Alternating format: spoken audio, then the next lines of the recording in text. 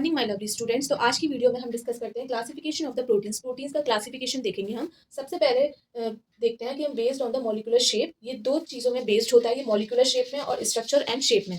तो molecular shape में हमारे दो टाइप्स में आते हैं, fibrous proteins and globular proteins. Fibrous proteins की हम बात करें तो क्या लिखा है मैंने, they have a thread like molecules which tends to lie side by side to form the fibres.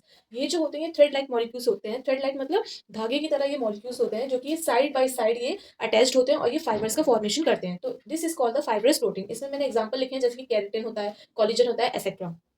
Most important बात, जो केराटिन होता है वो हमारे हेयर के लिए भी बहुत बेनिफिशियल होता है। हमारे हेयर में होता है ये केराटिन।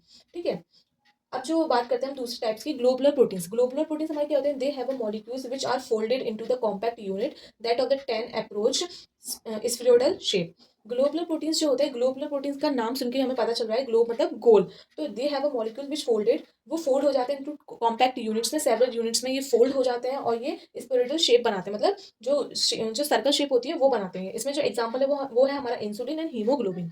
तो फाइब्रस प्रोटीन क्या हो गए, थ्रेड लाइक स्ट्रक्चर मॉलिक्यूल्स हो गए जो कि साइड बाय साइड अटैच्ड होते हैं और फाइब्रस का फॉर्मेशन करते हैं। और ग्लोबुलर प्रोटीन्स वो होते हैं जो कॉम्पैक्ट यूनिट्स में फोल्ड होते हैं और स्पेरिडियल शेप बना देते हैं। नेक्स्ट जो बेस्ड आता है हमारा क्लासिफिकेशन ऑफ प्रोटीन, वो आता है based on the structure and shape. Structure और शेप के ऊपर ये डिपेंड होता है। तो सबसे पहला स्ट्रक्चर आता है हमारा प्राइमरी स्ट्रक्चर।